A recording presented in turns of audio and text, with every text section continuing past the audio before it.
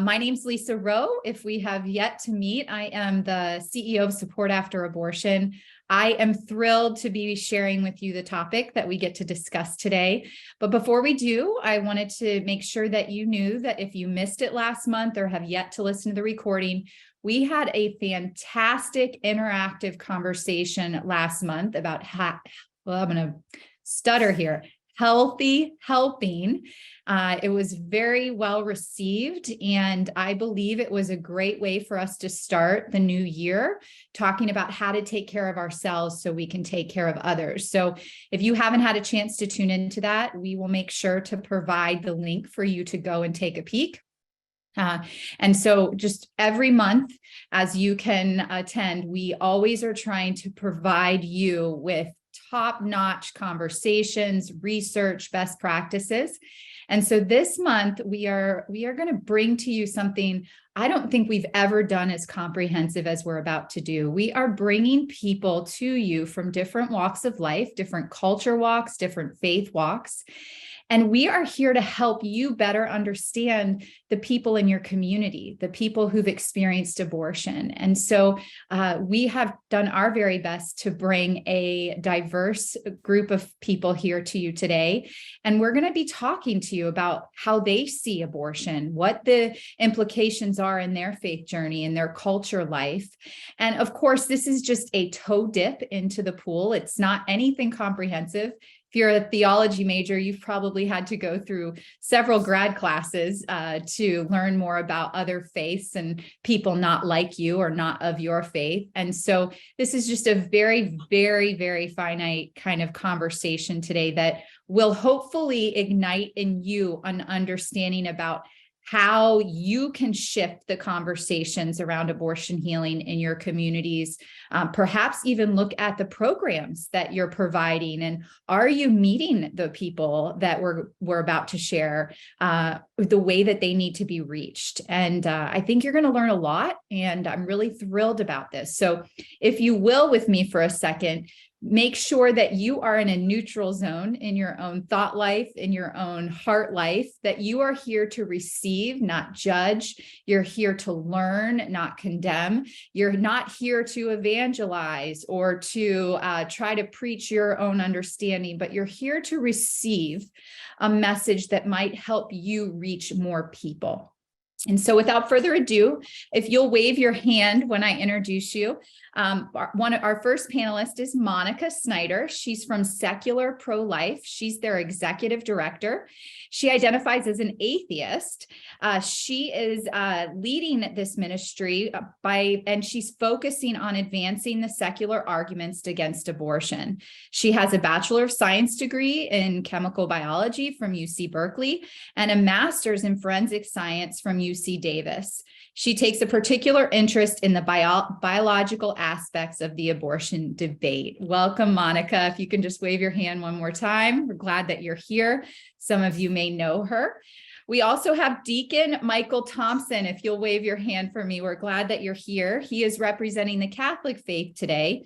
He has a master's in theology and is a deacon in the Roman Catholic Church. He has a degree in chemical engineering and worked in manufacturing for 36 plus years. He retired 2 years ago. Congratulations. And has been married 37 years and has 4 adult children. Thank you so much, Deacon, for being here. If you'll wave one more time. We have Cecily with us. She is the president of the Jewish Pro-Life Foundation. Cecily, she provides pro-life education to the Jewish community and healing after abortion for Jewish women and men. She holds a master's in social work and is the author of Tikvat Rachel, a Jewish abortion healing program. She's going to say that a lot better when she has a chance to talk, which is offered virtually. Her foundation also provides after abortion grief training for rabbis, therapists, and professionals and peer counselors. Cecily lives with her husband, Tom, in the Pittsburgh area. One more time, Cecily, we're glad that you're here. Thank you. All right. Pastor Tony Plummer is the pastor of a non-denominational church here in Southwest Florida. He and his wife are leading that church. He enjoys preaching and teaching. He attended Cedarville University and has served as a youth pastor, associate pastor, and now as the lead pastor. He's lived in Venice for 26 years. He's blessed to be married to his wife now for 36 years. And he says God has blessed them with 2 wonderful children and 5 grandchildren, with 1 on the way. Thank you, Tony, for being here. And last but not least, oh, actually, I have 2 more folks. I have not seen Dr. Khan. Is he available? He might not have come yet. Okay, so we're going to keep waiting. But in the meantime, we are going to introduce you. There he is. Welcome. I'm going to come back to you, Dr. Khan. All right. Pastor Lisa Connors is an associate pastor of In His Image International Ministry in Maryland. She's been in ministry for over 25 years and is in the human service, social work, counseling, addiction field for over 30 years. Pastor Connors has worked in various settings, providing services to despondent and downtrodden. She works tirelessly to help others reach their fullest potential. She is really just a breath of fresh air, having her own abortion experience. And I really feel like she's going to be able to add a lot of, personal experience today. Thank you, Pastor Lisa, for being here. And then Dr. Khan is here from the Islamic Society of Greenville. Dr. Khan is an internal medicine physician and assistant professor at Spartanburg Regional Hospital. He's a member of the Islamic Society of Greenville, South Carolina, and we are grateful that you are here with us today. It's nice to meet you and introduce you to my peers. So without further ado, we're going to go across the panel of all of these amazing people here that are joining us. And I'm going to ask them 3 different questions and give them an opportunity to respond so that you can hear perhaps why they're here and how their faith and culture shape their understanding. So the first question I have for the panel, and we're going to do this individually and I'll call your name. What inspired you to join us at the abortion healing provider meeting this month? And we'll start with Monica. I am very grateful anytime people seek to hear viewpoints that are different than their own. And in particular, if they're seeking to hear secular viewpoints, if they aren't secular, I think that there's a lot of common ground. I think that the pro-life movement could do a lot to reach out to what I call non-traditional pro-lifers. And so if we are given an opportunity and people are interested and want to know where we're coming from, I try to always jump on that. So I really appreciate the invitation. Glad that you're here, Monica. Thank you. How about you, Deacon? Why are you here with us today? What inspired you? Kylie invited me, and I did not know you could say no to Kylie. Seriously, I think the work that these counselors do are so very important. God loves us all, and we all make decisions, and sometimes those decisions are difficult to live with. And he sends people to these people in need. And I view this as them reaching out, doing God's work. And I think it's very, very great that we're trying to understand each of the different faiths so that we have a good understanding of where these people are coming from so that we can best serve them. It's wonderful. Thank you. Cecily, what attracted you to today's meeting? Yes, thank you, Lisa. I'm glad to be here. Mm-hmm. Well, it's just wonderful being included in the pro-life community healing work. And the Jewish Pro-Life Foundation believes that people, men and women, suffer after making a decision to destroy an innocent human life in the womb. And we want to be able to share with people that we do not agree with the majority Jewish position on the issue, which is that, it's a religious right and a Jewish value to do this. We strongly oppose that viewpoint. And so it's wonderful to have the opportunity to share an authentic, pro-life, life-affirming Jewish view here this morning. Thank you so much. Absolutely, Cecily. Thank you so much. Pastor Tony, what inspired you? Well, you asked, Lisa did, and I'm thrilled to be a part of this work in any way that I can. I think the main thing in the core of who I am is that I've always had a deep compassion and burden for those young girls and women who find themselves in a frightening pregnancy situation, and an equal burden and compassion for those who have had an abortion and are struggling and need healing and need help and hope And so, and I also wanted to learn. I'm looking forward to learning here today too, from everybody. So I'm thankful for the opportunity. Awesome. Thank you so much for sharing. Pastor Lisa, what inspired you to come with us today? Good afternoon, everyone. Just to make it simple, what inspired me is because when I had gone through my own experience, I didn't have anybody that looked like me. And even on this panel today, there are not many of me on this panel. And I want to be a voice for those who are unseen and unheard. And I really want to increase the level of representation when it comes to persons of color. I'm certainly so instrumental in the BIPOC community because I recognize even in my congregation and other congregations, there are many people sitting in silence because they don't feel safe enough to share. And for a long time, I didn't feel safe enough to share because of judgment. So I'm here based on my own personal experience, but also my professional experience to ensure that there is some equity across the board as we deal with some of these systemic issues that we continue to deal with on a daily basis. I love that. Thank you so much, Dr. Lisa. And to finish this question out, Dr. Khan, would you share what inspired you to be with us today? Well, thank you for inviting me. I was invited recently by a friend. I'm glad that members of the Muslim community have a seat at this table. You know, we're largely an immigrant population. We're a bit behind other faith-based societies and other groups in terms of catching up with, you know, we've had other needs met, but I think now we've grown to the point where we can tackle some of these more challenging issues, such as abortion in our community. We don't have nearly as many resources as other communities do. So I'm here largely to learn, but I'm glad to have a seat at the table. Thank you again for inviting me. Yeah, absolutely. And thank you for attending. We actually, by way of a neighbor of one of my colleagues, and I appreciate the last minuteness of the request. Thank you for being with us. Okay, so our second question is, we'd like to better understand your practice, your faith or culture practice, and how that might lend itself to your belief system around abortion. And before we answer this question, I'll restate it in just a minute.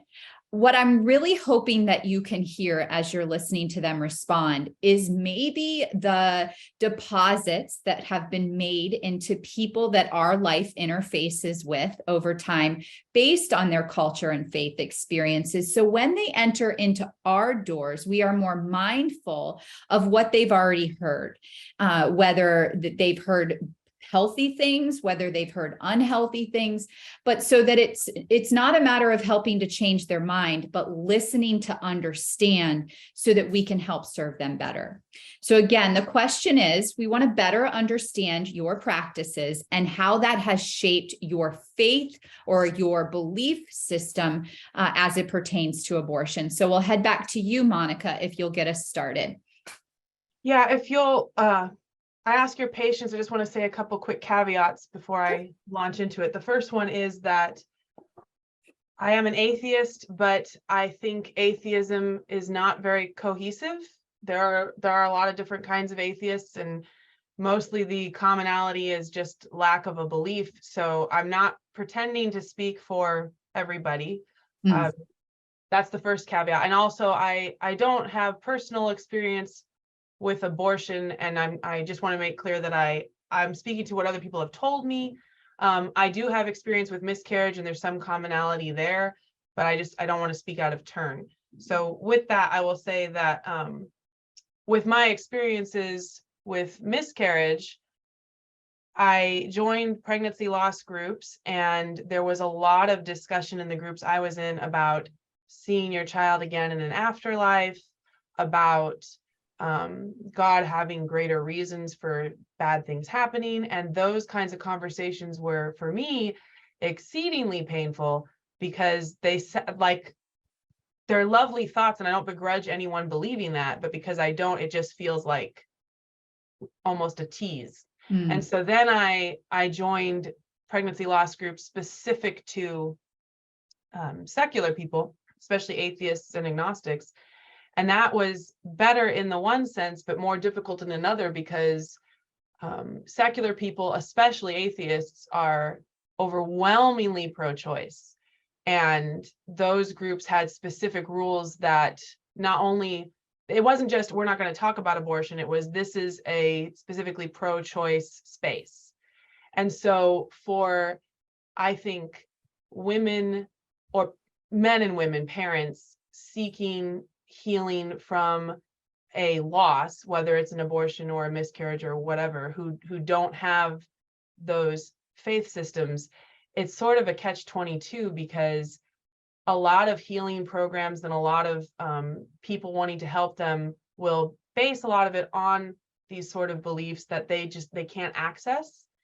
And also ideas about divine forgiveness and mercy, which again, I think are beautiful ideas that I think a lot of secular people would like to believe, but don't. And they can't access that when they're trying to figure out how to move on.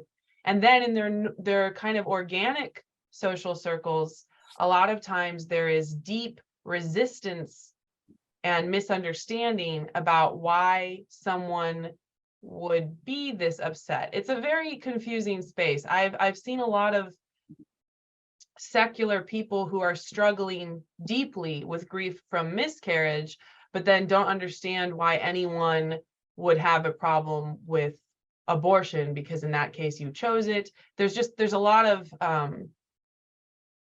I feel like there's a lot of gaps. And so I guess the only things that come to mind that I'd really like to emphasize is it's a tricky thing when you can't access the hope of mercy and forgiveness, the hope of an afterlife.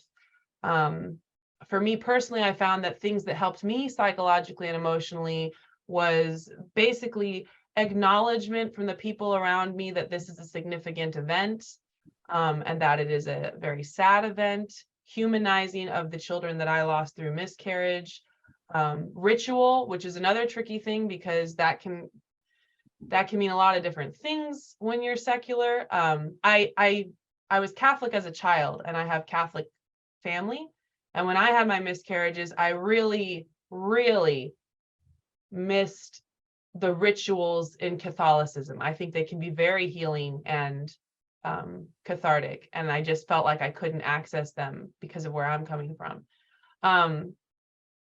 The other thing about the loss is, I think in some belief systems, sometimes parents will believe that the soul or spirit of the child they have lost can come back in another way at another time, or they could believe in the afterlife. It could be some of those things. And from the atheist perspective, at least my atheist perspective, that's not a thing. The loss is permanent, completely permanent. And that also makes it very difficult. And I wish I had insight as to how to make that easier from the atheist perspective. I don't think the atheist perspective is very appealing in a lot of these ways. But just to emphasize that it's kind of a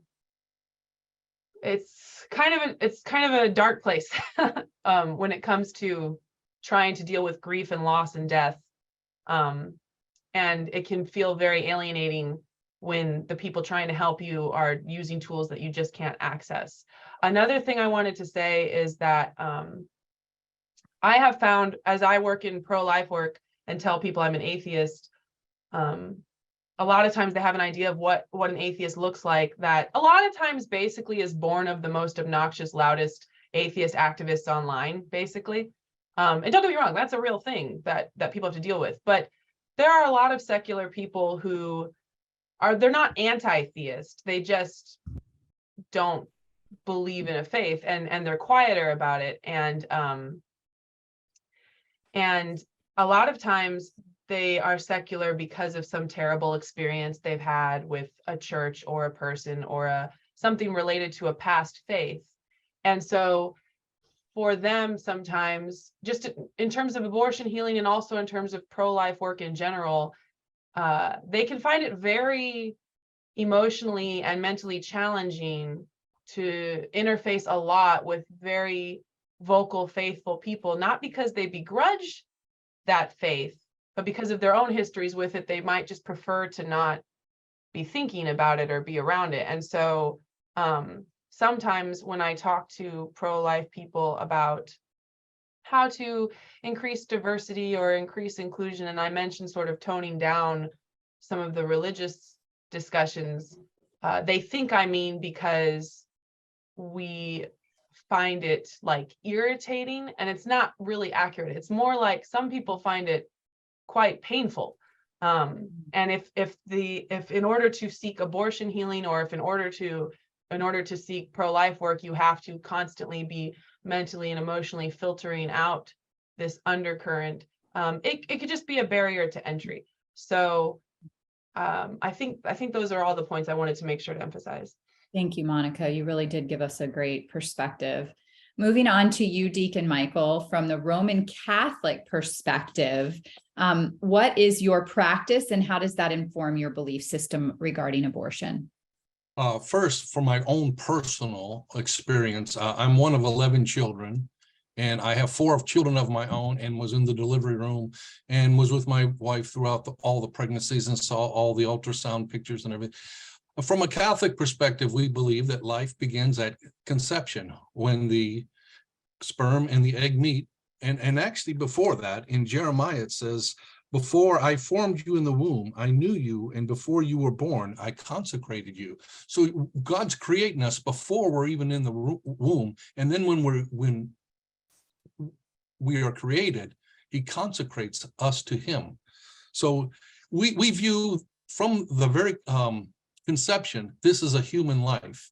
And we also believe that God is the author of life and death, that he is the one who decides when someone is born and when someone has died. It's not up to people to do this. So if we end a life, then it is considered a grave matter, sin of grave matter. Now, we also believe that God is a righteous and just God, but he's also a merciful and loving God. And he wants very much for us to be with him. So he provides ways for us to handle these things and to come closer to him again after an abortion. One's not condemned to hell if they are part of an abortion. And I'm presenting what a Catholic would be taught so that everyone has an idea. So if you're talking to a Catholic person, they may be feeling extreme guilt. And that's not the intent of the Catholic faith. The intent is an abortion is a wrong thing. Moses murdered a person. David murdered someone and committed adultery, but God didn't send him to hell for that. So someone might be feeling guilt about this, but there's a loving and merciful God who's anxious to be reunited with them. Thank you, Deacon. I appreciate that. Moving on to you, Cecily, from the Jewish faith and culture, how do you view abortion, and what is your belief system? Thank you, Lisa. Well, there's a joke that if you ask 3 Jewish people their opinion on something, you'll get at least 4 different answers. Okay. Okay, so this is just my humble opinion as a Jewish woman who's grown in her faith over the years. And now, I feel that I have a covenantal relationship with my Creator, and I'm in awe of the gift of life and his merciful forgiveness of all of our errors, and also how he can turn the pain of our mistakes into something positive and useful in the world, which is the foundation of what I see our healing program to be about. So, we have many denominations of Judaism, and across the board, there's different viewpoints, opinions, and practices of terminating an unborn innocent child's life in the womb, right? So for me, and I believe that through our foundation, we try to share this view that life is precious and that Judaism is the original pro-life religion because we were the first religion in human history to sanctify unborn life as made in the image of God, and also the first religion to prohibit child sacrifice, which was normative in cultures before Sinai, and unfortunately has become normative again. So yes, so we believe that Judaism is definitely pro-life. We don't have that, that motto, l'chaim, to life, for no good reason. It's there because we are all about life and not shedding innocent blood. Now, juxtapose that to, the Jewish majority opinion, which is now that Judaism is a religion that feels that abortion is a Jewish value and a religious right, which to me is heretical and antithetical to Judaism, but that is what the general public hears now so often. So it's very confusing for many Jewish people who have been taught that and choose abortion for unplanned pregnancy, unwanted pregnancy. They have been taught to feel virtuous about it. But, we're all born with a conscience. God gives us this to steer us in his direction. And so we have many Jewish mothers and fathers in America and also in Israel that silently suffer the guilt and regret of abortion, but this gaslighting that goes on, it teaches them that they've been virtuous and it's their right to do this. So there's no two ways about it. There's a reason why murdering innocent people, wherever they're located, in the womb or out, is prohibited in our society, and that there are legal consequences for it. So in order to serve these people in our community, I wrote this program along with a rabbi who's on our board of directors. And we run our program now virtually through our Zoom room, and our co-facilitator has had an abortion experience, and she's just lovely. And we're having women come in now that are recent victims of the abortion Holocaust, and then women in their 70s who have suffered a lifetime in a very confused way, and we're so happy to serve them. And I must just say that I thank everyone in the healing community who has tried to help Jewish women in healing programs in other faiths. I've learned from these women that it was helpful, but yes, they needed a particular Jewish slant on this thing. So we're really glad to provide it. And I hope that answers your question. I'm really grateful to be here, and thank you, everyone. Thank you, Cecily. I appreciate that. Pastor Tony, I know you don't like to be classified, but for today's conversation as the Protestant or the evangelical pastor, would you share with us how your practice shapes your belief systems and your understanding about abortion? Yeah. When I first saw this question and pondered it, because I knew I needed to be succinct, the thing that kept coming to me is that what we believe is that the Bible, our Holy Scriptures, is central to all of our life. And so all of our practice revolves around that. And so we don't meet on a Sunday morning without the Scriptures being taught. Our small groups that meet in living rooms, all of that is central to us. But what I think a lot of Christians, Protestants miss, evangelicals, which I think is so unfortunate, is that the central place our Scriptures have in our life and in our practice is not just to have heads full of knowledge, but through it to be transformed in our heart to love, and to love like Jesus loved, and to follow him in that love. And so we have that as the central aspect of who we are, to love. And in the Scriptures, it's what we're taught. And it's so many just stop at getting information and knowledge in their head rather than letting that become transformative and to make them more practical, tangible, sacrificing, loving people. And so that being said, a couple of the verses that the deacon quoted, I was going to quote. And so I'll just say out of that, we believe that life begins at conception as well. And we do have multiple texts in the Scripture there where God makes it clear that he did know us before we were formed. And then when the forming began, he was the one who was doing that work of knitting the unborn within her mother's womb. And so out of that love then, and knowing that that is a new life, to love that life and not to bring harm to that life is what informs and shapes what we do. And so when this becomes or became a blight on our society, then of course the evangelical church had to rally and be a part of whatever it is to stop it and help and heal and inform and teach, but all from a place of love, I hope, all from a place of love. So our belief too is that life begins at conception. and it's out of a loving heart that we have to act and be who we can be to help through all of this. Thank you, Pastor Tony. All right, moving on to you, Lisa, Pastor Lisa, coming from the non-evangelical and personal experience that you had, would you share how that's informed your belief system and your practice regarding abortion? Yes. When you think about evangelical, I mean, I guess it's up for interpretation for me because, definitely we believe in, every word that proceeds out of the Bible. And, we're non-denominational because, we just try not to get so caught up in denominations. Because one of the things that I've learned is that sometimes when there are denomination, it causes division. And overall, we should be together, linking arms, to do this work. And so from my faith and just my own personal experience, I see myself as a servant leader. I serve, and I'm also a leader, but I'm a servant leader. And I want to be an example to those who come forth. And one of the things, our message on Sunday was for this reason.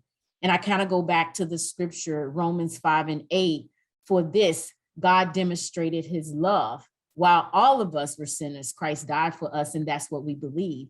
And so what I've done and what other people have done, it's no big sin and no little sin, and that's what we believe. We all have done something against God. We've all have, and I don't mean it to, no pun intended, we have been a disobedient people, and we can see it throughout the scripture. And God loved us even in the midst of everything that we've done. So when people come to me, there is no judgment, there is no shame, because I think about it this way: I still got stuff in my trunk.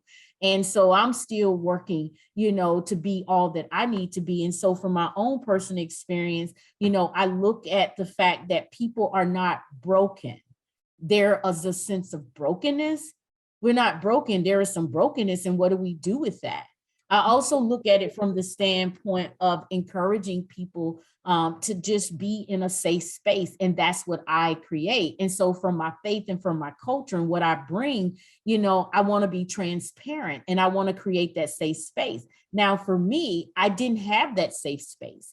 When something was done in the church that I grew up in, and I'm not going to tell you what that denomination was, but definitely when someone did something, you had to go before the church to ask for forgiveness. And so who are you? You're a man just like I am. And so, at the end of the day, God does the forgiving and Christ is the mediator. And so it really created this space where people were leaving the church because they felt like there was a lot of judgment. And I felt like there was a lot of judgment. So what we offer is going back to what you were saying, Pastor Jonathan, is love. Because at the end of the day, it is about love. And how do we show that love? How do we show up and be present? And there's a lot of different things that we can do to demonstrate love. So as a pastor, and also as a licensed clinician, a therapist, as a life coach, I bring my full self to the table. I bring me, but also I am sitting there and allowing people to start with their story. And that's what I do because I want to be present. I want to hear your story. And I said this today, and it seemed like I'm saying this whole thing all day. That's why God gave us 2 ears and 1 mouth, because there are times we need to be quiet and we need to be silent so we can hear the story. And the story means so much. And also the last thing is I'm doing research on disenfranchised grief and looking at stigmatized loss. Abortion falls under that category. Who gets to hold that space for people when they are grieving abortion? And we look at, and I get the other part, about conception. It starts, when a man and woman come together and we were formed in our mother's womb. And oftentimes we want to do the aftercare. We want to do the follow-up because we talk a good game, but where is the follow-up? Where is the now what? They often say, in the church I came out of, now the benediction, now what? After the benediction, now what? What are you going to do with that? What are you going to do with the words and the message that have come forth? It's one thing to have a message, but the next thing is how are you going to carry that message? And so that's what we offer. We are carrying the message. We're carrying love. we're carrying safety, we're carrying support for those who are experiencing abortion. And I share my experience all the time, and I'm very transparent about it, because one of the things I always say, when I reveal, I heal. And so that is the message that I try to bring. Wow. Thank you, Lisa. I appreciate that. And last but not least, Dr. Khan, from your experience as a Muslim and as a medical professional, how is your understanding informing your belief system around abortion? Well, yeah, some of this is shaped by personal experiences as well. My wife and I, we had 2 miscarriages, one at 8-week, and the second was fairly late, about 24 weeks or so, intrauterine fetal demise.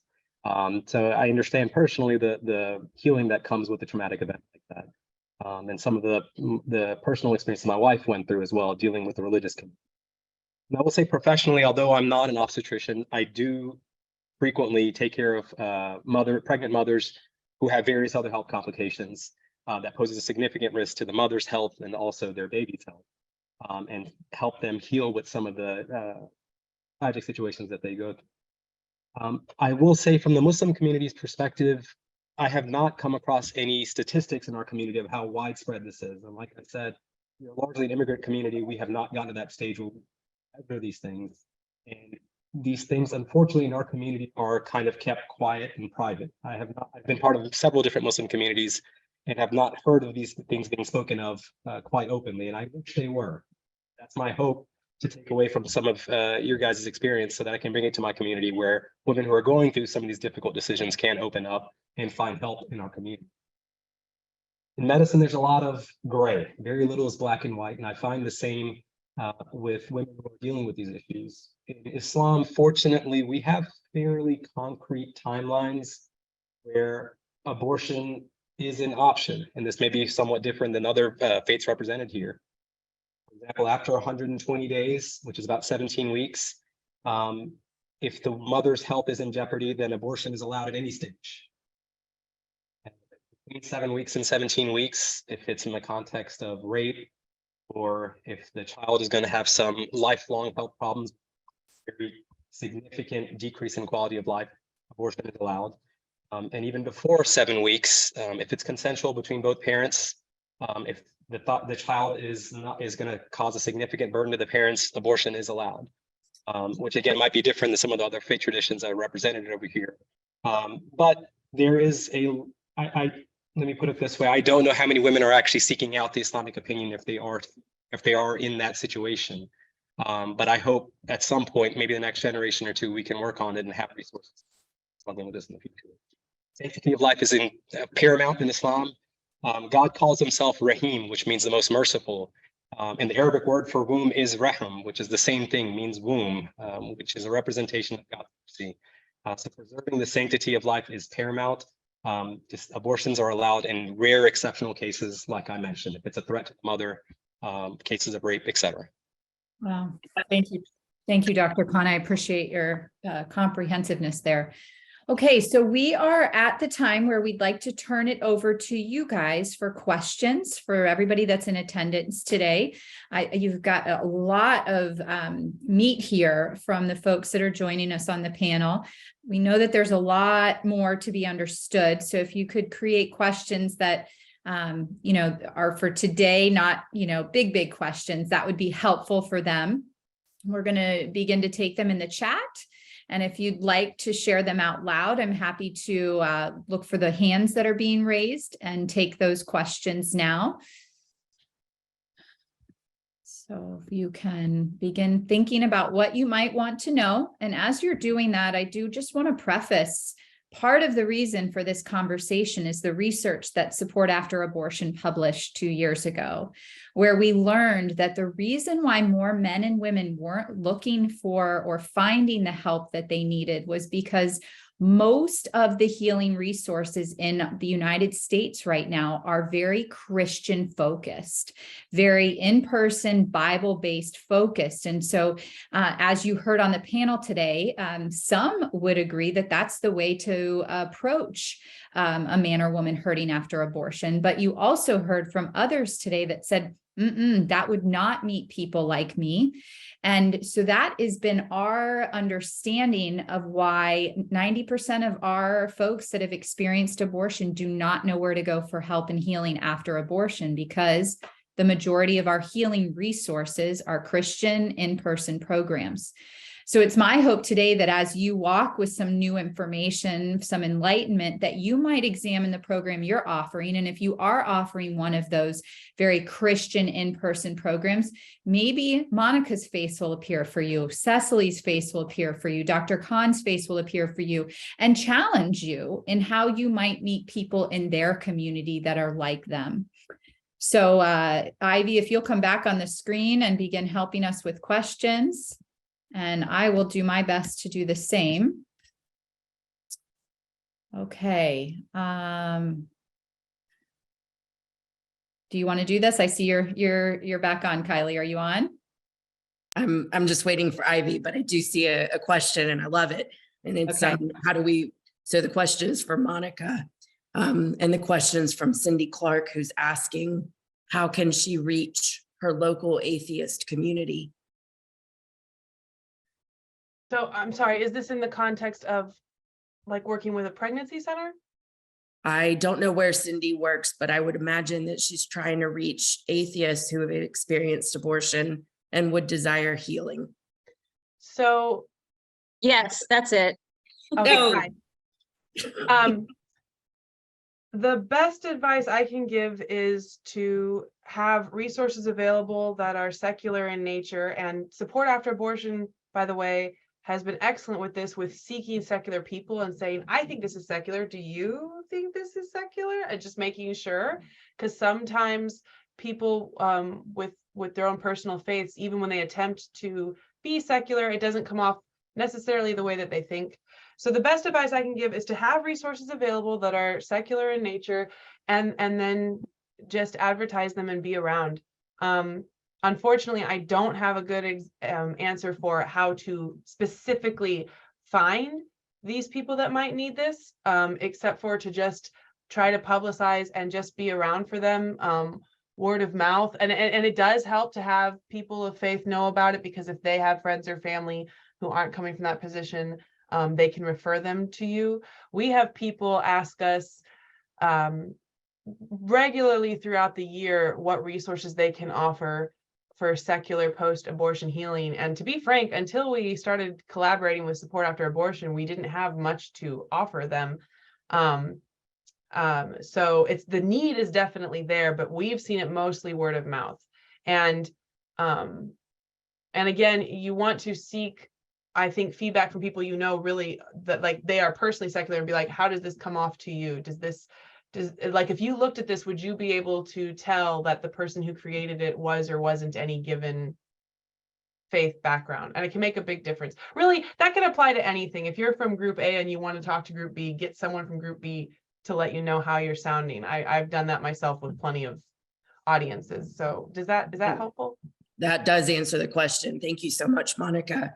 And I've enjoyed so much being able to ask that question of you. It's helped me to eliminate my biases in how I communicate. Our next question is for Pastor Lisa. Pastor Lisa, why do you think there's a lack of conversation about abortion in the Black community? So let me just say this, and it's not the oppression Olympics.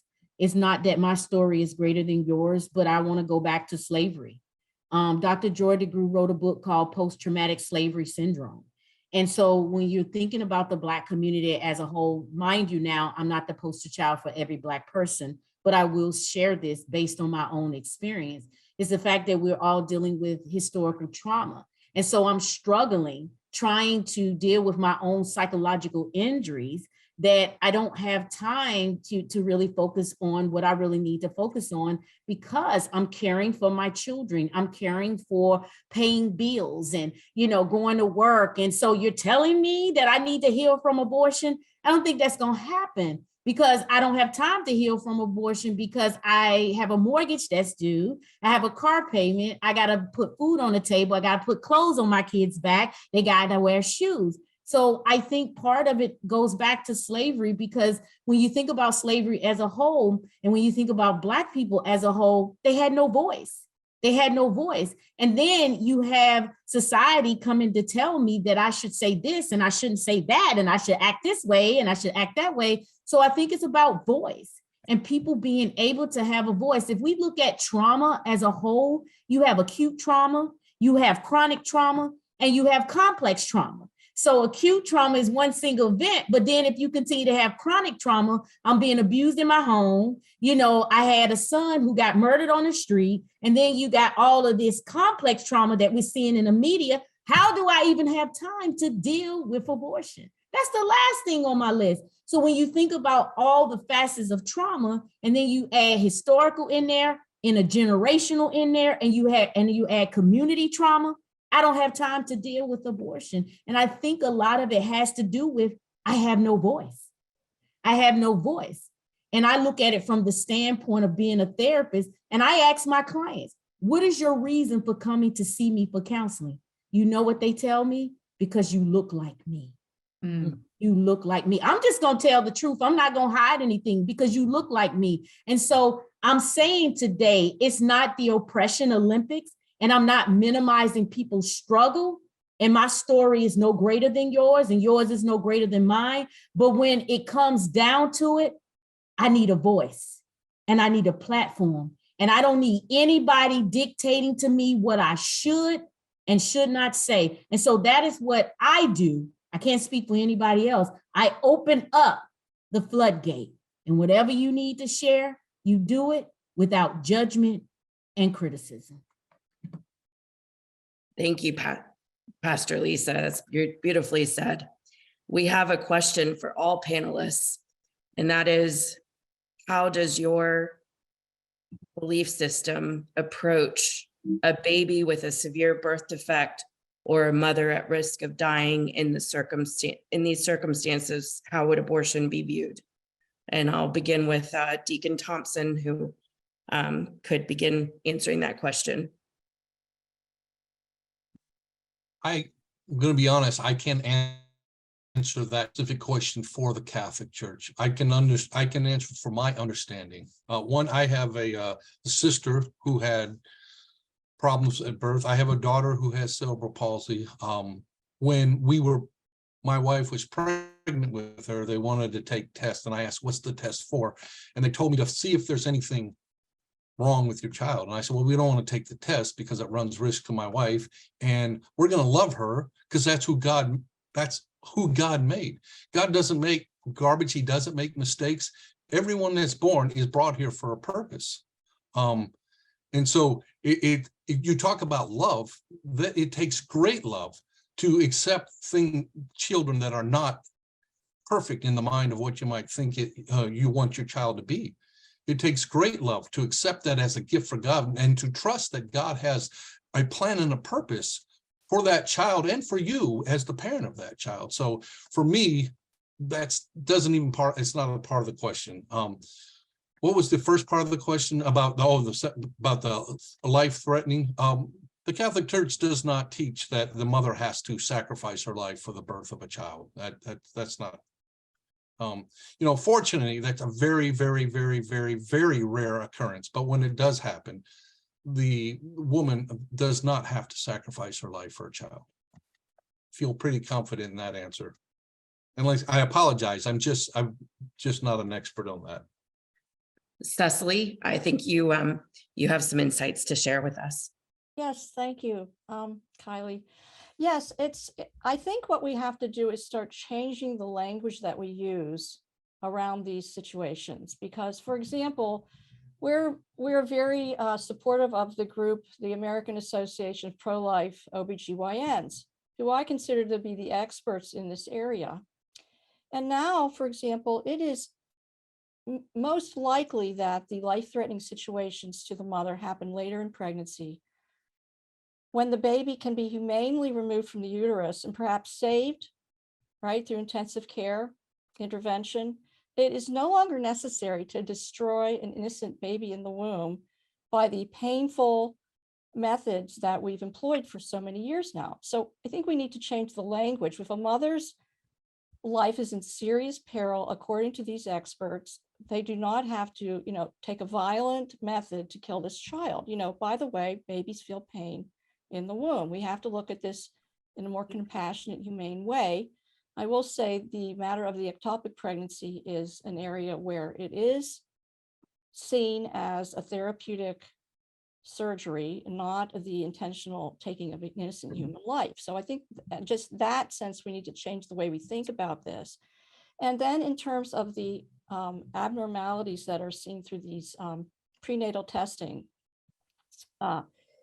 this is a very inexact science. Many times these tests give false positive results, and so many babies are destroyed unnecessarily because of it.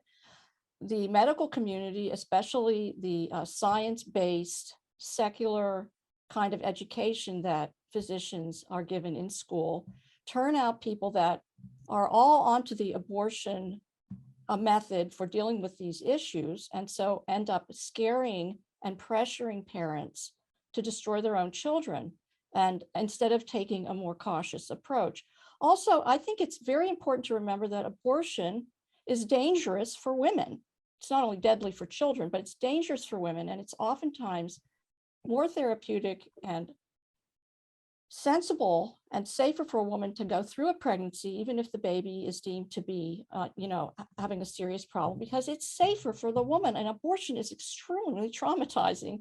And if a woman does choose to be pressured into doing this, then she has two traumas, right? She knows that she's aided in the demise of her child, and she's also experienced this traumatic surgery.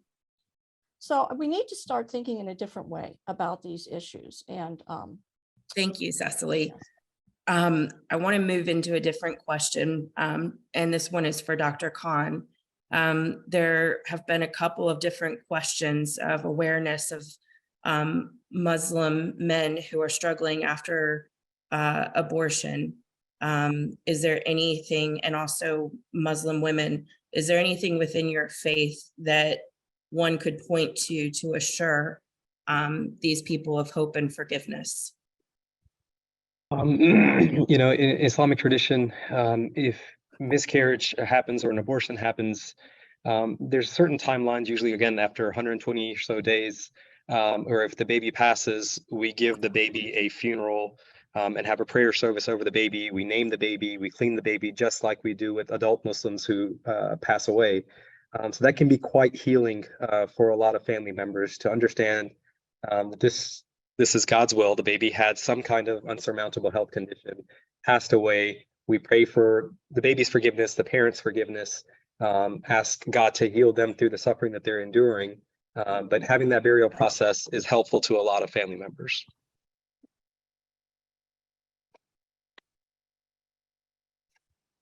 Kylie, you're muted. Yes. Thank you, Dr. Khan. We recently had an abortion healing provider meeting on memorializing children who have been lost to miscarriage or abortion, and the importance of that ceremony and ritual, which I think, Monica, you were starting to get at too, that there's an importance in atheism to ritual as well. Is that correct? I will say there was, to me, and I have anecdotally had others talk about it, even if they don't use those phrases. I think in atheist and secular communities, in particular anti-theist communities where there's a hostility toward religion, there's a knee-jerk reaction against the concept of ritual, and they can kind of dismiss it as sort of just unnecessary posturing. But I think that there is some evidence, and I think people who work as therapists and clinicians can attest to, there is some evidence that ritual can be very cathartic to people almost regardless of religious tradition, because it can indicate importance and it can give you some kind of process to go through instead of just sitting there with your pain and your grief.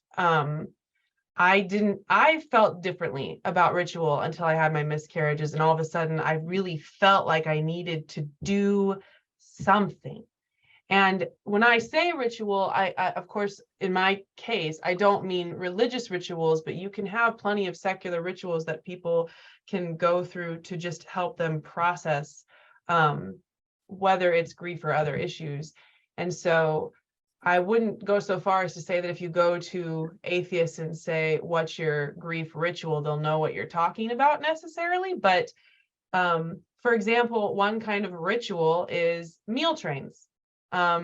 If you are having a really hard time with a trauma or a grief or a problem, and you have a community around you, doesn't have to be religious, who says, let me make you dinner, let me give you a gift card to go out to eat. Like, that's a type of ritual. And it's a way to say, it almost doesn't matter what you do. It just matters that you find something to do to say, I am here for you. I want to find a way to help you. I care about what you're going through. And so at least for me personally, when I was struggling a lot, just having people do anything and just to say, I love you, I care about you. With my first miscarriage, I had a group of friends who I'm not even that close to, who they sent me a candle with the name.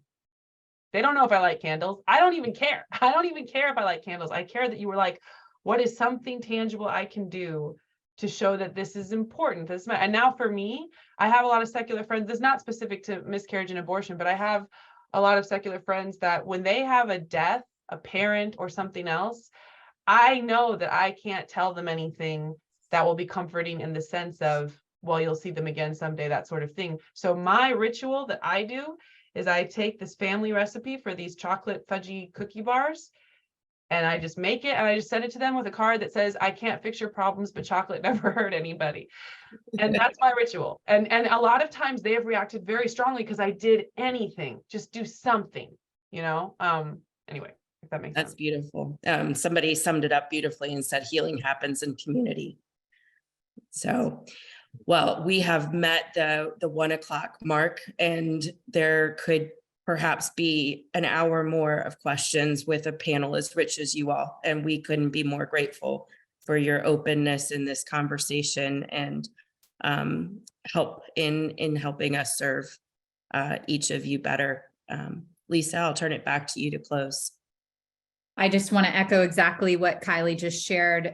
What an opportunity for us to dip our toe in the pool, to understand that the clients that are coming to us come from a variety of walks of faith and culture and belief systems. Some, like we've heard with Monica, may be wounded. Some may be confused, like Cecily has shared.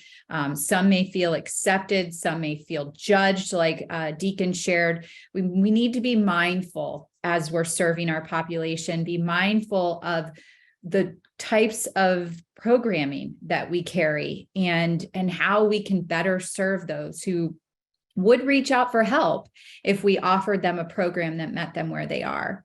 And I will end with this. There's a question on here, and I get it often, Jesus being the ultimate healer for many of the folks on this call, that's what you believe. And how do you meet people knowing he's the ultimate healer?